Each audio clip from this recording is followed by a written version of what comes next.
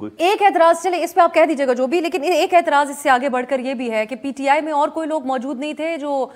وکلا کے اوپر ہی صرف اعتماد کیا جا رہا ہے، خواہ وہ چیئرمین شپ کا معاملہ ہو یا آگے جو ہم سن رہے ہیں کہ ٹکٹس بھی وکلا کو جاری کیے جائیں گے، اس کے پیچھے کیا سوچ کار فرما ہے؟ اس کو میں ایکسپلور کرنے کی کوشش کروں گی، آپ پہلے بتائیے گا۔ واقعی آپ کو معلوم نہیں کہ اس کی کیا وجہ ہے؟ نہیں، میں جاننا چاہتی ہوں کہ آپ لوگ بیسکلی کس اسٹریٹجی کے تحت کون سی پلینٹس ہیں یہاں؟ ایک بات تو آپ لوگ نہیں انتظار صاحب، ایک بات آپ لوگ کہتے ہیں کہ ایکسس ہے وکلا کی چیئرمین صاحب تک، اس کے علاوہ اور کیا وجوہات ہیں؟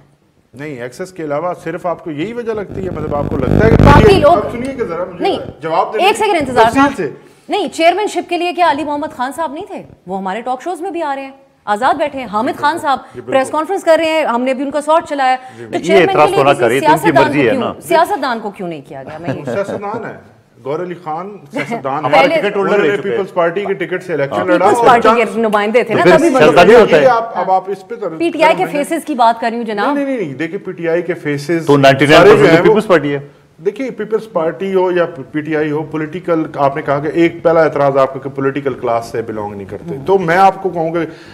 قائد اعظم محمد علی جناح وکیل تھے بنیادی طور پر، تو وکیل جو ہے صاحب کو آپ نے قائد اعظم صاحب سے ملایا ہے، سن لیجیے گا نا میری بات، کہ وکیل بنیادی طور پر اس معاشرے کا اور پاکستان جیسے معاشروں میں سب سے بہترین سیاستدان ثابت ہوتے ہیں اور ہو سکتے ہیں۔ اس کی وجہ کیا ہے؟ اس کی وجہ یہ ہے کہ وکیل ایک ایسا وکالت ایک ایسا شعبہ ہے جس کے اندر آپ کی ارننگ کا کسی طرح سے بھی حکومتی جو روزمرہ کے ہوتے ہیں کام، ان کے اندر آپ کسی طرح سے کانفلکٹ آف انٹرسٹ نہیں آتا۔ آپ نے عدالتوں کے اندر جانا، عدالتیں ٹرانسپیرنٹ طریقے سے آپ کا کام کرتی ہیں، آپ کا سورس آف انکم وہ ہے۔ اب آ جائیں کہ یہاں پر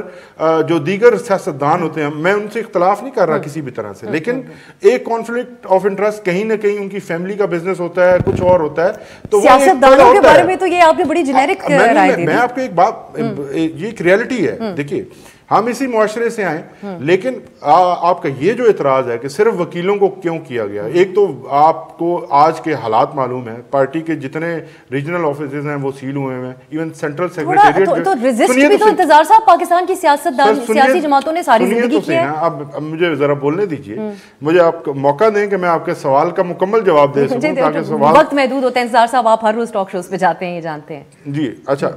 سب سے بنیادی جو چیز ہے کہ وکیلوں کو اس وقت ضرورت کیوں پیش آئی؟ وکیل اس لیے آئے کیونکہ وکیل ہی آزاد پھیر رہے ہیں، اور وکیل ہی ایسا ایک کلاس ہے پی ٹی آئی کے اندر جن کو ابھی تک کسی بھی طرح سے اریسٹ نہیں کیا گیا یا پکڑا نہیں جا رہا۔ تو سب سے بنیادی جو خطرہ ہے، آپ دیکھیے کہ جتنے بھی نان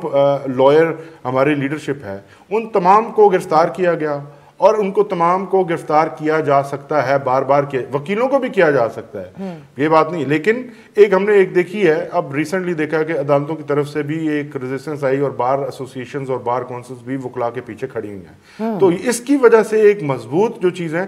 ایک ایسا لیڈر چاہیے تھا، ایک ایسا چیئرمین چاہیے تھا جو عام عوام اور ہر جگہ پر پرسنلی جا سکے۔ تو اب اور کوئی بھی ایسا لیڈر نہیں ہے جس کو آپ فری کہیں کہ وہ فریلی موو کر سکتا ہے، ہر جگہ جا سکتا ہے، جلد سے